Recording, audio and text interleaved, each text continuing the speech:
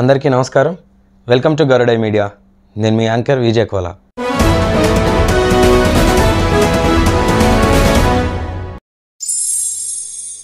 ఈరోజు మన మీతోనే నేను అనే కార్యక్రమంలో కోదాడ పట్టణంలోని ప్రముఖ వ్యక్తి అని అనేకంటే యువశక్తి అని అనవచ్చు. ఎన్నో సామాజిక కార్యక్రమాల విభాగంలో అందరికీ గుర్తు వచ్చే ఒకే ఒక్క పేరు గుండెపొంగు రమేష్ గారు. గత 25 సంవత్సరాలుగా ఎన్నో సామాజిక కార్యక్రమాలు నిర్వహిస్తూ ఒక మెడికోలో LLBలో ఉంటూ జిల్లా చిరంజీవి ఫ్యాన్స్ అసోసియేషన్ ప్రెసిడెంట్గా ఉంటూ ఎంతోమందికి కోదాడలో సుపరిచితులైనటువంటి వ్యక్తి మన గుండెపొంగు రమేష్ గారు. మన ముఖ్య అతిథిగా ఈరోజు మన ముందున్నారు. ఒకసారి పలకరించి చూద్దాం. నమస్తే సార్. నమస్కారం సార్. ఒక వ్యక్తికి ఇన్ని రకాలుగా ఒక సమాజంలో ఇంత మంచి పేరు సాధించడం ఎలా సాధ్యం అంటారు? అంటే అది మీకు మాత్రమే దక్కింది. ఒక చిరంజీవి ఫ్యాన్స్ అసోసియేషన్ ప్రెసిడెంట్గా మీరు ఉంటూ ఎన్నో సామాజిక కార్యక్రమాలు నిర్వహిస్తూ కోదాడలో మ్యాక్సిమం మీరు తెలియని వారంటూ ఉండరు.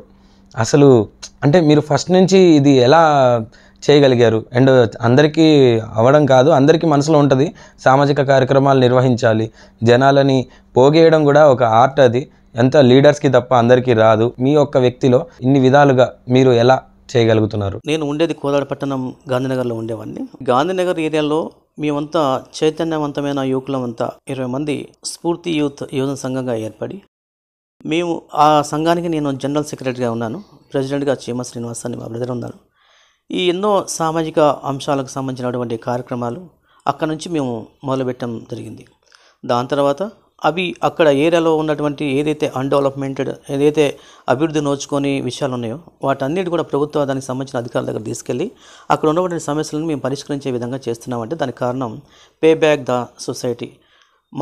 మేము ఏదైతే సొసైటీ నుంచి మేము ఒక స్థాయికి వచ్చామో, ఏదైతే ఒక స్థాయిలో ఉన్నామో, అంబేద్కర్ గారు చూపించినటువంటి ఆలోచన విధానాన్ని pay back to the society అనే ఆలోచన విధానాన్ని ముందుకు తీసుకెళ్ళి మేము ఏదైతే మాకు ఆ సమాజం ఇచ్చిందో ఆ సమాజానికి మేము తిరిగి ఎంతో కొంత చేయాలనే ఒక సంకల్పంతో ఈ యొక్క కార్యక్రమానికి ఒక స్వచ్ఛంద సంస్థలు శ్రీకారం చుట్టాము. తద్వారా నేను MSF స్టూడెంట్ ఆర్గనైజేషన్గా కోదాడ నియోజకవర్గ అధ్యక్షుడిగా ఉండి స్టూడెంట్స్ అందరినీ కూడా గ్యాదర్ చేసుకొని ఈ స్టూడెంట్ సమస్యలపై ఎన్నో రకాల ఉద్యమాలు చేపట్టాను. ఎన్నో రకాల వాళ్ళకు దానికి సంబంధించిన అంశాలపై కూడా గైడెన్స్ ఇచ్చుకుంటూ దానిపైన పోరాటం చేసుకుంటూ ఆ విద్యార్థులకు రావాల్సినటువంటి ప్రభుత్వం నుంచి రావాల్సినటువంటి గ్రాంట్లను కూడా సక్రమంగా సరైన సమయాలు వస్తున్నా లేదని చెప్పేసి ఎన్నో రకాలుగా స్టూడెంట్ ఆర్గనైజేషన్గా ఉండి కూడా ప్రయత్నం చేస్తున్నాను. దాని తర్వాత నేను చిరంజీవి ఫ్యాన్స్ మొదటిగా కోదాడ పట్టణ అధ్యక్షుడిగా ఉంటూ తద్వారాగా ఎన్నో సామాజిక సేవా కార్యక్రమాలు చేసుకుంటూ రక్తదానం, నేత్రదానం, ఎయిడ్స్ అవేర్నెస్ ప్రోగ్రాంలు చేసుకుంటూ ఈరోజు సూర్యాపేటలోని జిల్లా అధ్యక్షుడిగా ఎంపిక చేసినటువంటి మన చిరంజీవిత వ్యవస్థాపక అధ్యక్షులు రమణ స్వామినాయుడు గారికి, అలాగే మా అన్న బైరంకన్న గారికి కూడా ప్రత్యేక అభినందనలు తెలియజేసుకుంటున్నాను. ఎందుకంటే నాటి నుంచి నేటి వరకు కూడా ఎవరైతే రక్తం కొనుక్కోలేని నిరుపేద స్థితిలో ఉంటారో, ఎవరికైతే రక్తం అవసరమే ఉంటారో, యాక్సిడెంట్లు కానీ రక్తహీనతో బాధపడుతున్నా కానీ ఖచ్చితంగా ఏదైతే పేబ్యాక్ సొసైటీ నేను తీసుకున్నానో ఆ పేబ్యాక్ సొసైటీ ద్వారా నేను ఎంతో కొంత నా సమాజానికి నేను ఎంతో కొంత సపోర్ట్ చేయాలనే ఉద్దేశంతో రక్తదాన కార్యక్రమాలు కానీ, ఎయిడ్స్ అవేర్నెస్ ప్రోగ్రాంలు కానీ, మొక్కల నాటి కార్యక్రమాలు కానీ ఇలా ఎన్నో రకాల స్వచ్ఛంద సంస్థ కార్యక్రమాలు చేపడుతూ ఇలా రాష్ట్ర స్థాయిలోనే కోదాడికి ఒక వన్నె తెచ్చిన ఖ్యాతి మా టీంకి ఉంటుందని నేను సగౌరవంగా చెప్పుకుంటున్నాను. Sir super sir. ఇప్పుడు గుండెపొంగు రమేష్ గారు అంటే మాకు అందరికీ తెలుసు సార్, కోదాడ వ్యక్తులందరికీ కూడా సుపరిచితమే. కాకపోతే మా వీక్షకులు, గరుడై మీడియా వీక్షకులందరికీ కూడా ఒక్కసారి మీ గురించి ఒక 2 మాటల్లో మీరేమైనా చెప్పగలుగుతారో? అంటే మీరు అసలు ఎక్కడ జన్మించారు, ఏం స్టడీ చేశారు, అంటే ఇప్పుడు వరకు మీరు చేసిన ఖ్యాతి ఏంటి, అంటే మీరు నిర్మించుకున్నారు కదా, ఆ నిర్మించుకున్న ఒక 2 వర్డ్స్ మా వాళ్ళ కోసం. నేను మొదటగానే చెప్పాను, నేను గాంధీనగర్ ప్రాంతానికి చెందిన వ్యక్తిని. కోదాడలోని గాంధీనగర్లో అంటే అక్కడ చైతన్యవంతమైన యువత 200 మంది ఉంటారు. అక్కడ చాలామంది మా కాన్సెప్ట్ మొత్తం కూడా సమాజ సేవలో ముందుకు పోవటమే. అక్కడ ఉన్నటువంటి యువత ద్వారాగా ఇక్కడ కోదాడ చుట్టుపక్కల ప్రాంతాలే కాదు, సుదూర ప్రాంతాలైన వాటి ప్రాంతాలకు కూడా ఎన్నో సామాజిక సంక్షేమ కార్యక్రమాలు చేస్తూ రక్తదానంలో కూడా మరి వాలంటరీగా సుదూర ప్రాంతాలైన హైదరాబాద్ కానీ, విజయవాడ కానీ, గుంటూరు కానీ, తూని కానీ ప్రతి దూర ప్రాంతాలకు కూడా మేము రక్తం అందించాము. అక్కడ మా సభ్యుల నుంచి కూడా చాలా గర్వంగా ఫీల్ అవుతున్నాను. ఎందుకంటే పే బ్యాక్ ద సొసైటీగా అంబేద్కర్ చూపించిన మార్గంలో మేము ముందుకెళ్తాం. మేము ఏదైతే సామాజిక అంశాలతో మేము ముందుకు వచ్చామో, ఏదైతే మేము ఒక స్థాయిలో ఉన్నామో మా సమాజానికి కూడా మా పరిధిలో ఉన్నటువంటి వారు కూడా మేము ఎంతో కొంత సహాయం చేయాలని ఒక సంకల్పంతో ఈ స్వచ్ఛంద సంస్థలు కానీ, స్టూడెంట్ ఆర్గనైజేషన్ కానీ, ఈ బ్లడ్ డొనేషన్ కానీ క్యాంపులు కానీ చేస్తూ ఉన్నాము. తద్వారా ఎందుకంటే మేము కూడా నలుగురికి ఆదర్శం కావాలనే కాన్సెప్ట్ తోటి ముందుకెళ్తున్నాము. అంటే మీరు ఇప్పుడు సమాజానికి చేస్తున్నటువంటి కార్యక్రమాలు కానీ ఏదైనా కానీ మీకు స్ఫూర్తినిచ్చింది మాత్రం అంబేద్కర్ గారు మీకు సూచించినటువంటి పే బ్యాక్ సొసైటీ అనే కాన్సెప్ట్ మాత్రమే. చిరంజీవి గారు ఇప్పుడు మీరు అంటే ఎన్ని సంవత్సరాల నుంచి చేస్తున్నారు సార్ ఇలాగా? 2000 నుంచి అంటే 95 అంటే 1995 నుంచి మేము ఒక స్ఫూర్తి యూత్ ఒక ఆర్గనైజేషన్ స్టార్ట్ చేసి ఆ ఆర్గనైజేషన్ నుంచి ఈ సేవా కార్మికులు అక్కడ పునాది పడింది. అంటే అప్రాక్సిమేట్లీ 30 సంవత్సరాలు ఇయర్లీ. ఓకే, అక్కడ నుంచి పునాది పడింది. అక్కడ నుంచి పునాది పడి అది స్టూడెంట్ ఆర్గనైజేషన్ విద్యార్థి భవిష్యత్తు కోసం కానీ ఇక్కడ నియోజకవర్గ స్థాయిలో కానీ జిల్లా స్థాయిలో కానీ మా సేవలు విస్తరింపజేస్తాం. ఒకానొక సందర్భంలో కోదాడ ప్రాంతంలో అంతర్రాష్ట్ర దొంగల ముఠ తిరుగుతుండే. ఆ మూమెంట్లో మా యువత నుంచి మా యొక్క స్ఫూర్తి యూత్ ఆర్గనైజేషన్ మా యొక్క గాంధీనగర్ వాసుల నుంచి 200 మంది యువకులము కోదాడలో ఉన్న ప్రతి వార్డులలో మేము నైట్ పెట్రోలింగ్ పోలీసులతో సపోర్ట్గా మైత్రిక డిఎస్పీ నుంచి తీసుకొని మైత్రి పోలీస్ ద్వారా ఉండి మేము పోలీసులతోటి 10 మంది ప్రతి ఏరియాకు 10 మంది అట్లా విస్తరించి మేము నైట్ 10 గంటలకు మొదలు పెట్టుకుంటే తెల్లారుజామున 5 గంటల వరకు పోలీసులతో పాటు మేము డ్యూటీ చేసామండి. మేము డ్యూటీ చేసినటువంటి సమయంలో ఈ అంతరాష్ట్రాల దొంగలు మా కోదాడ బోర్డర్లో అడుగుపెట్టడానికే భయపడ్డది.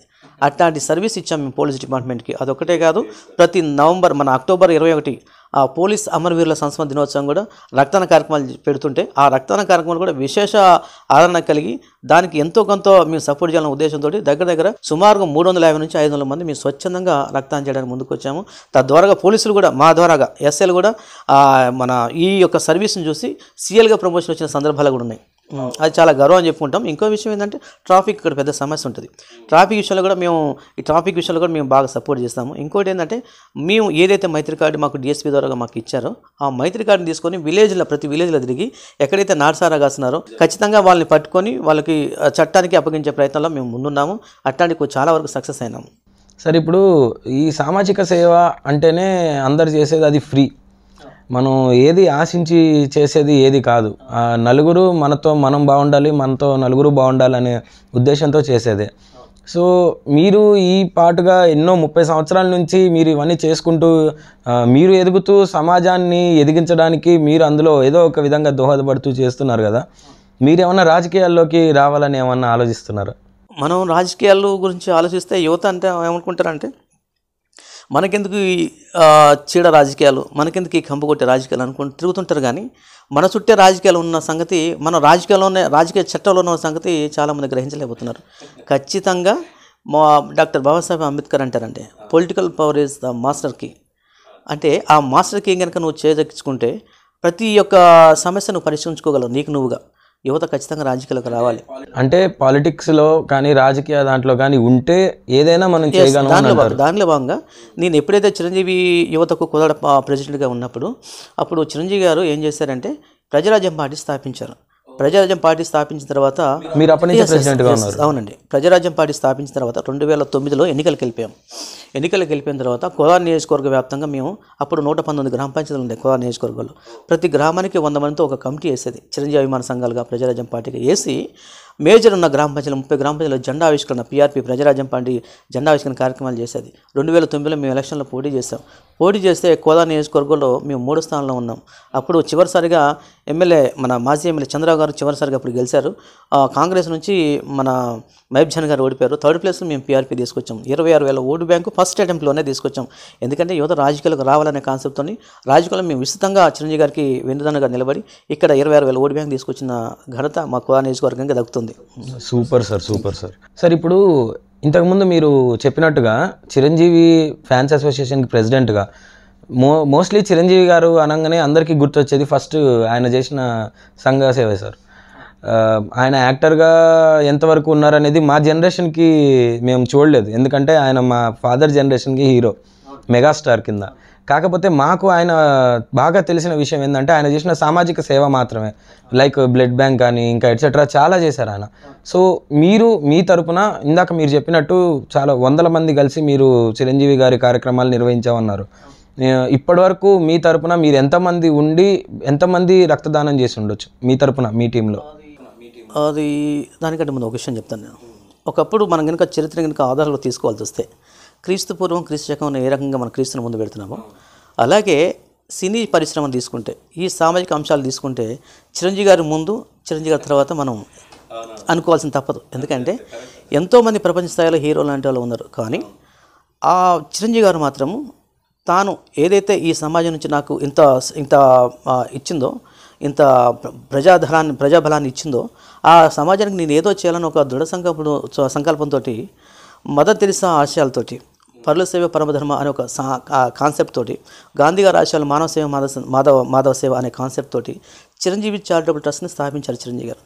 ఆనాడు నుంచి ఈనాడు వరకు తన సొంత ఖర్చులతోటి, ఎవరి దగ్గర ఒక రూపాయి ఆశించకుండా కానీ సొంత ఖర్చులతోటి బ్లడ్ బ్యాంక్ ఏర్పాటు చేసి ఉచితంగా ఎవరైతే రక్తం లేని నిరుపేదలు ఉన్నారో, ఎవరికైతే రక్తం లేని రక్తం అవసరమైన నిరుపేదలు ఉన్నారో, యాక్సిడెంట్ సమయంలో కానీ రక్తహీన సమయంలో కానీ ఎవరైతే ఇబ్బంది పడుతున్నారో వాళ్ళకు ఉచితంగా రక్తం అందించాలని చెప్పేసి దగ్గర ఈరోజు ఆయన చేపట్టిన ఉద్యమం ప్రపంచవ్యాప్తంగా, దేశవ్యాప్తంగా ఒక ఉద్యమంలా ప్రవహించి ప్రతి ఒక్కరు కూడా చిరంజీవి గారు చూపించిన బాటలో ఉండి ఇలా రక్తదానం చేయడానికి స్వచ్ఛందంగా ముందుకు వస్తున్నారు.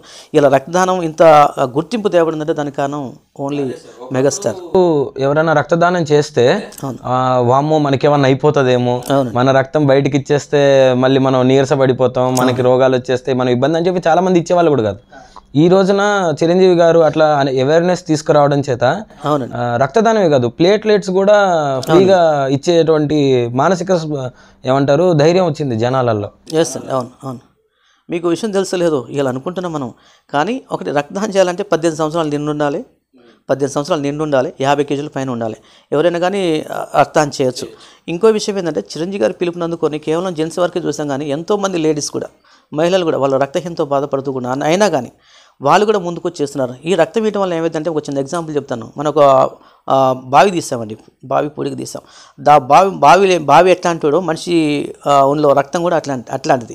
బావిని కనుక మనం శుభ్రం చేసుకొని ఎప్పటికప్పుడు నీళ్లు తోడుకుంటే ఫ్రెష్గా కొత్త జలం ఏదైతే బావిలో ఉద్భవిస్తుందో మన ఒంట్లో కూడా నువ్వు బ్లడ్ రక్తదానం చేసినా చేయకుండా కానీ ప్రతి 3 నెలలకు ఒకసారి నీ ఒంట్లో ఉన్న రక్త కణాలు చచ్చిపోతుంటే పెరుగుతుంటాయి. అదే కనుక నీ ఒంట్లో ఉన్నటువంటి 350 ml కనుక నువ్వు బ్లడ్ కనుక ఫ్రీగా ఇచ్చేస్తే ఆటోమేటిక్గా కొత్త రక్తం ఉత్సాహం వస్తుంది.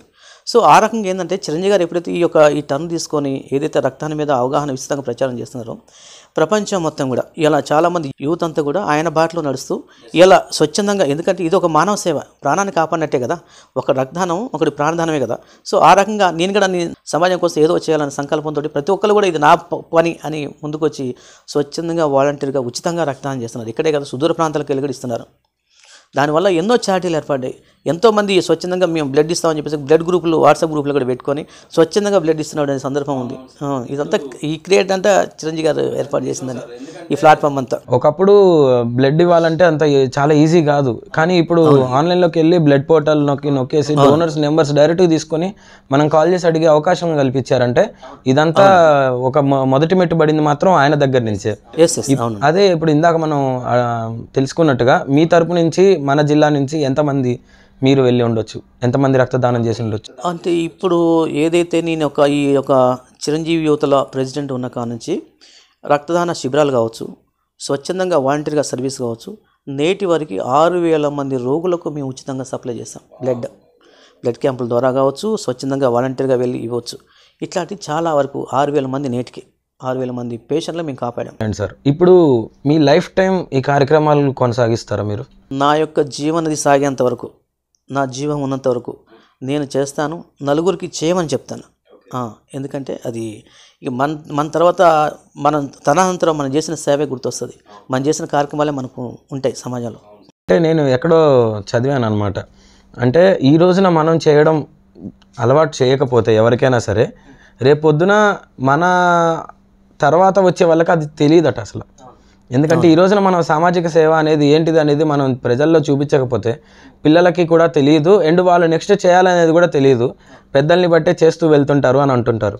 ఇప్పుడు మీరు ఉన్న ప్రెసిడెంట్గా, చిరంజీవి ఫ్యాన్స్ అసోసియేషన్ ప్రెసిడెంట్గా ఉన్నారు కాబట్టి, అండ్ మీ టీం మొత్తానికి మన ఈ వీడియో ద్వారా మీరు ఏదైనా చెప్పాలనుకొని, అందరికీ ఒకటే విషయంగా చెప్పాలనుకొని ఏదైనా మీ మనసులో ఏదైనా మెదిలిది చెప్పలేకపోయి ఉండేది ఏమైనా ఉందా? అంటే జనరల్గా ఏంటంటే ప్రతి ఒక్క యువత ఏం చేయాలంటే తాను కష్టపడి పని చేసుకుంటూ, కష్టపడి తన జీవితాన్ని నడుపుకుంటూ, కష్టపడి తన ఫ్యామిలీని నడుపుకుంటూ, తాను తెచ్చుకున్న పేరు ఒక పక్క తల్లిదండ్రులకు మంచి పేరు వస్తుంది, ఒక పక్క సమాజానికి తాను ఒక గుర్తింపు తీసుకొచ్చిన విధంగా ఉంటుంది.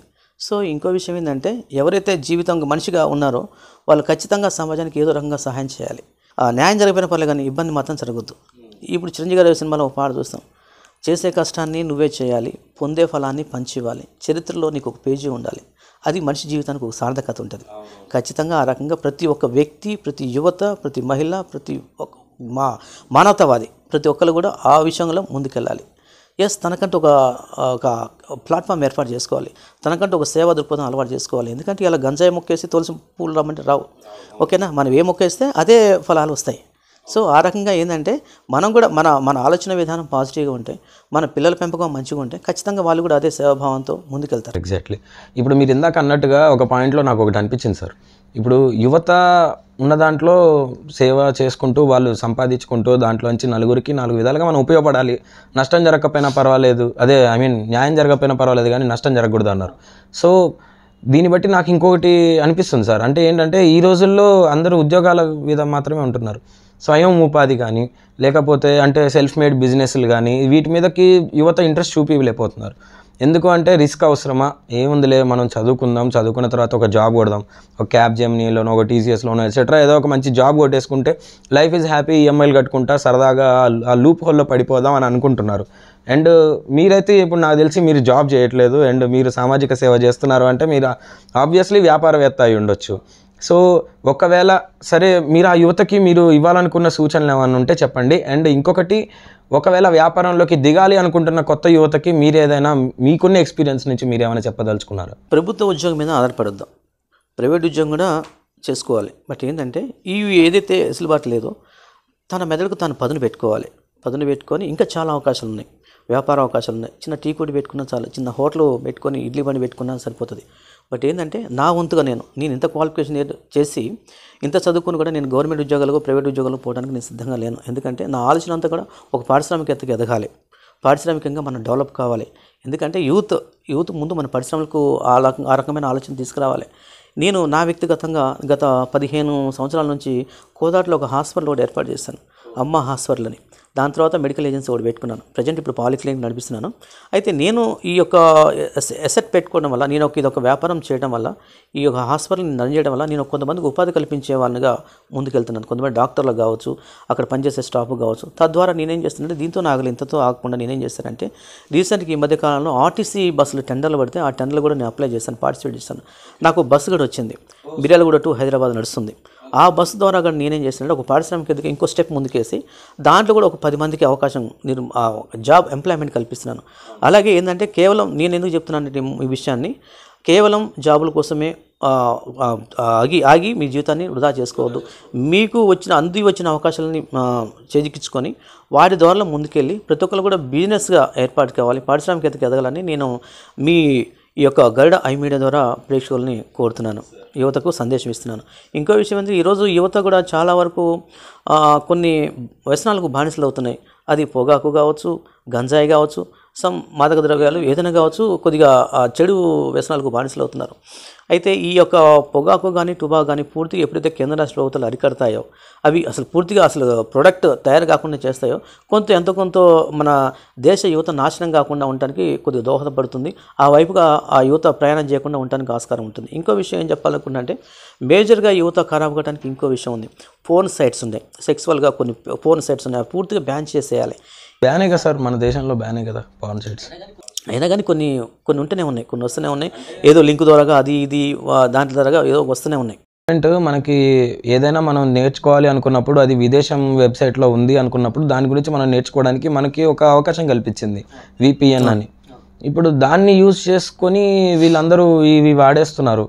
దాని నుంచి అంటే ఈ థర్డ్ పార్టీ ఈ సైట్స్ ఏవైతే ఉన్నాయో, ఎస్పెషల్లీ మీరు అన్నట్టుగా ఈ అశ్లీలత చూపించిన పవన్ వెబ్సైట్స్ ఏవైతే ఉన్నాయో వాటిని మాత్రమే మనం బ్యాన్ చేయాలి అనే విధంగా వాళ్ళు ఏమన్నా తీసుకురాగలిగితే మీరు అన్నట్టుగా బాగుంటుంది. తీసుకురాకపోతే ఇంకా యువత చెడు వ్యసనాలు మానేసేస్తుంది. ఇక్కడ ఏమవుతుందంటే అప్పుడే పుట్టిన పిల్ల మొదలుకొని పండు ముసలి వరకు అంటే ఆ ఆలోచనలో పడిపోయి ఒక పక్క ఈ ఫోన్ సైట్స్ ఒక రకంగా వాళ్ళని ప్రభావితం చేస్తుంది. దాని తర్వాత ఈ యొక్క డ్రగ్స్ గంజాయి మత్తులో వాడు ఏం చేస్తుంటే వాడు పశువులా మారుతున్నాడు. దానివల్ల ఏంటంటే వావి వరుసలు మానేసి చిన్న పెద్ద అనే తేడా లేకుండా ఎంతో క్రైమ్స్కి దారితీస్తుంది అది. సో ఇంకో విషయం ఏంటంటే నేను ఇంకా మన మీడియా నుంచి చెప్పదలుచుకున్న విషయం ఏంటంటే ఈ యొక్క ఏదైతే సెన్సార్ బోర్డు ఉందో అది పూర్తిగా విఫలమైందండి. ఎందుకంటే సినిమా సెన్సార్ బోర్డు ఇవాళ ఒకప్పుడు ఒక 15-20 సంవత్సరాల క్రితం ఫ్యామిలీ మొత్తం కూర్చొని ఆహ్లాదంగా సినిమా చూసే సందర్భాలు ఉన్నాయి. కానీ ఇలా ఫ్యామిలీతో చూసే సినిమాలు ఒక్కట్లు అని నేను చెప్తున్నా, గంటాపదం చెప్తున్నా. ఎవరుంటే 1-2 తప్ప ఫ్యామిలీ సమేతంగా పోయింది, మిగతా వెళ్ళవు. ఎందుకంటే ఎవరైతే సెన్సార్ బోర్డులో ఉన్నారో వాళ్ళందరికీ నేను గరుడ ఐ మీడియా వేదిక ఒక విషయం చెప్పాలనుకుంటున్నాను. ఎవరైతే ఈ సెన్సార్ బోర్డులో పనిచేస్తున్న వ్యక్తులు ఉన్నారో ఫస్ట్ ఒక సినిమాకి మీరు యూ సర్టిఫికేట్ ఇచ్చేటప్పుడు మీ ఫ్యామిలీతో కలిసి చూడండి. ఫస్ట్ మీ భార్యతోటో, మీ పిల్లలతోటో, మీ మనవరాలతోటో, మీ ఫ్యామిలీతో కలిసి చూసిన తర్వాత ఇది ఫ్యామిలీతో కలిసి చూడొచ్చు అనే మెసేజ్ని ఈ యూ సర్టిఫికేట్ ఇచ్చేసి అప్పుడు ప్రజలకు వదలండి. అంతేగాని మీ స్వార్థ ప్రయోజనం కోసం కాసులు కకృతి పడి దేనికి ఇవ్వాలి. ఇలా పోస్టర్ చూడాలంటే చాలా ఇబ్బంది అవుతుందండి. బయట కాలేజ్ పిల్లలు, టీనేజ్ పిల్లలు పోతున్నారు, స్కూల్ పిల్లలు పోతున్నారు, బయట పోస్టర్లు చూస్తే అది చూడలేని పరిస్థితి. అట్లాంటి వాడికి నువ్వు ఎట్లా పర్మిషన్ ఇస్తున్నావు, ఎట్లా యూ సర్టిఫికేట్ ఇస్తున్నావు అని చెప్పి చాలా దారుణమైన విషయం. మంచిగా ఒక సినిమా తీశారు అంటే దాన్ని ఎంకరేజ్ చేయరు సార్. అంటే మీరు గమనించారో లేదో, రీసెంట్గా నితిన్ గారిది రాబిన్ హుడ్ అని ఒక సినిమా వచ్చింది. It's a typical different concept అనమాట. అదే సినిమాని వేరే లాంగ్వేజ్లో ఎవరైనా తీసుంటే ఓహో ఆహా అని చెప్పి లేపేవాళ్ళు. అండ్ తెలుగులో వచ్చేసరికి ఎవరు చూడలేదు. అండ్ అందులో ఈ సమ్ ఆఫ్ మీరు అన్నట్టుగా డిఫరెంట్ కైండ్స్ ఏం లేవు, అశ్లీలత ఏం లేదు అందులో. అందుకే జనాలు దాన్ని హిట్ చేయలే. ఇప్పుడు మీరు అట్లా చూడండి, యానిమల్ కానీ, అర్జున్ రెడ్డి కానీ, ఇవన్నీ కూడా సమ్ ఆఫ్ డిఫరెంట్ ఎక్కువ ఉంటాయి సార్. మీరు చూడలేని, ఫ్యామిలీతో చూడలేనివి చాలా ఉన్నాయి. అయినా కానీ అవి ఇండస్ట్రీ హిట్లే కూర్చున్నాయి. దాని గురించి అంటే ఇప్పుడు మూవీ అంటేనే మోస్ట్లీ బేస్డ్ ఆన్ మనీయా అంతేనా? ఇక సామాజికంగా జనాలని ప్రేరేపించేది సినిమా అని ఇంతకుముందు అనేవాళ్ళు. ఒక సినిమా తీస్తే 10 మంది అయినా మారేవాళ్ళు అని అనేవాళ్ళు ఇంతకుముందు. ఇంకొంతమంది ఎంటర్టైన్మెంట్ కింద తీసుకునే వాళ్ళు. కానీ ఇప్పుడు అలా లేదు. మూవీ అంటే బడ్జెట్ని మళ్ళీ వెనకాల తీసుకోవడం, జనాలకి మనం వాళ్ళ మనసులో వాళ్ళు బయటకి చేయలేనటువంటివి మనం చేసి చూపించడం, ఇలా తయారైపోయింది. సో అంటే మీరు సెన్సార్ బోర్డుకి ఈ విధంగా మరీ యాక్షన్ ఇవన్నీ ఇంత అవసరమా? అంటే లైక్ వయోలెన్స్, న్యూడిటీ, యాక్షన్ ఇంత అవసరమా అనేసి మీరు అడుగుతున్నారు. సో అంటే నాట్ ఓన్లీ అశ్లీలత, ఏదైనా కానీ మీరు కొంచెం తగ్గించి సమాజానికి ఉపయోగపడేటటువంటి పర్మిషన్ ఇవ్వండి అంటున్నారు. మిగతా అని క్లోజ్ చేసి పడేయండి. ఎందుకంటే ఇంకోసారి ముందుకు రాడు. ఇప్పుడు తెలంగాణ రాష్ట్ర ముఖ్యమంత్రి రేవంత్ రెడ్డి గారు ఒక మాట చెప్తున్నాడు. సినీ ఇండస్ట్రీలో తెలుగు రాష్ట్రాల నుంచి మీకు ఎంతో కొంత సపోర్ట్ ఉంటుంది, ఎంతో కొంత ఆర్థికంగా మీ సినిమాలు సక్సెస్ అవుతున్నాయి. సో మీ వంతుగా మీరు రిటర్న్గా ఏం చేయాలంటే కొద్దిగా ఇట్లాంటి విషయాల మీద మీరు సపోర్ట్ చేయండి. మాదక ద్రవ్యాలు నిరోధించడానికి ఒక చిన్న క్లిప్ తయారు చేసి మీ సినిమాలో పెట్టండి. లేదా ఈ చెడు వ్యసనాలకి దగ్గర కావద్దు, వాళ్ళు దూరంగా అయ్యే విధంగా ఒక మెసేజ్, ఒక చిన్న క్లిప్ చేసి పెట్టండి ఏది మీ సినిమాలో.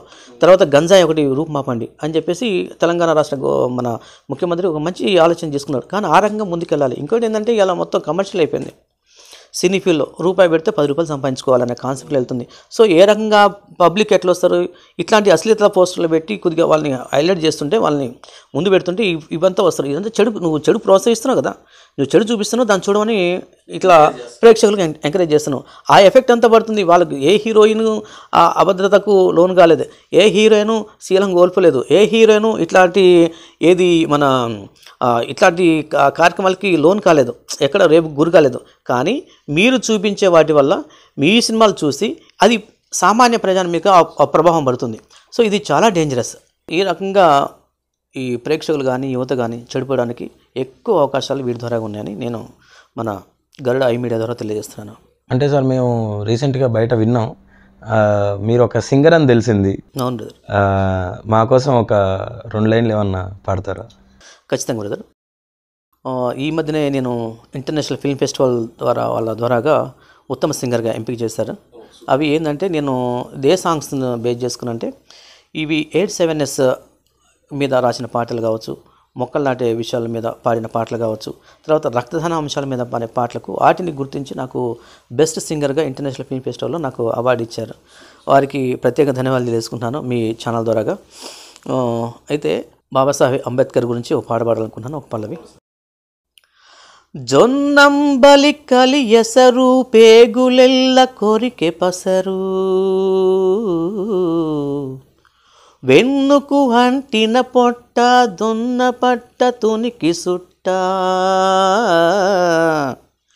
పరుసుకునే సాపదప్ప పట్టె మంచములు లేని మట్టి మనుషుల ఒంటికి పట్టు కాంతులొంపినావు, నెర్రెంగా వాసాలను నరికి మోసుకొని వచ్చి ఎరుపు తెలుపు పట్టిదిద్ది గెలుపులన్నీను చుట్టూ వచ్చి మర్రి మామిడాకులతో గుడి ముందర పందిరేస్తే, మర్రి మామిడాకులతో గుడి ముందర పందిరేస్తే, దేవుని చూడని వారికి, దేవుని చూడని వారికి నీవే దేవుడవైతివి. బోధి నీడలో కొలువైన ఓ ముని, వీధి వీధిలో నీ వెలుగే ఆమని. అంబేడ్కరా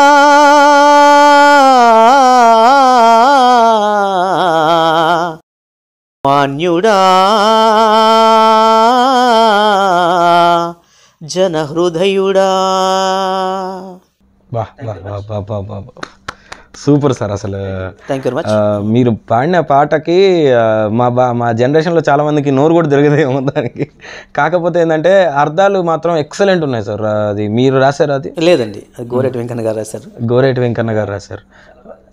నిజంగా సార్ ఎక్సలెంట్ రాశారు అసలు అంబేద్కర్ గారి గురించి. సో అయితే మరి మీరు ఇందాక మనం మాట్లాడుకున్నట్టుగా మీరు రాజకీయాల్లోకి ఏమన్నా వద్దాం అనుకుంటున్నారా? ఖచ్చితంగా మనం వద్దామనుకున్నా, మనకు వద్దనుకున్నా ఖచ్చితంగా రాజకీయాలతోనే మన జీవితం అంతా ముడిపడి ఉంటుంది. యువత రాజకీయాలకు రావాలి. మనం ఏదైతే ఇంతకుముందు మాట్లాడుకున్నామో వాటిని పూర్తిగా పుక్కటి వేలుతో సహా తీసివేసి నూతన సామ్రాజ్యానికి, నూతన రాజ్యానికి, నూతన శకానికి మనం నాంది పలకాలి. ఖచ్చితంగా అది యువత చేతుల్లోనే ఉంది ఆ భవిష్యత్తు. ఖచ్చితంగా యువత రాజకీయాలు రావాలి. యువత రాజకీయాలకు వస్తేనే మనం ఏదైతే కళ్ళగంటున్నామో అది మనం ఇంప్లిమెంట్ చేసుకోవడానికి వీలుంటుంది. సార్ అంటే మేము కూడా మీతో మాట్లాడిన తర్వాత మాకు సామాజికంగా ఒక స్పృహ కలిగింది. ఏంటి అంటే మా తరపు నుంచి కూడా ఇక నుంచి మేము ఇప్పటివరకు సామాజిక కార్యక్రమాలు ఏం చేసినా ఒకళ్ళు ఇద్దరితో అంతటితో అంతకుమించి మా తగిన శక్తిలో మేము చేసాం. కానీ ఇక నుంచి మేము కూడా మీతో ఒక చెయ్యి వేసి సామాజికంగా మేము కూడా మీతో కలిసి నడవాలని అనుకుంటున్నాం. మీ సమయాన్ని ఇంతసేపు మాతో ఉంచి మాతో మాట్లాడి మా వీక్షకులకి కానీ అందరికీ కానీ మీ గురించి తెలియజెప్పినందుకు అండ్ మీ సామాజిక దాని గురించి మా అందరికీ వివరించినందుకు ధన్యవాదాలు. Thank you so much. Thank you very much. Thank you.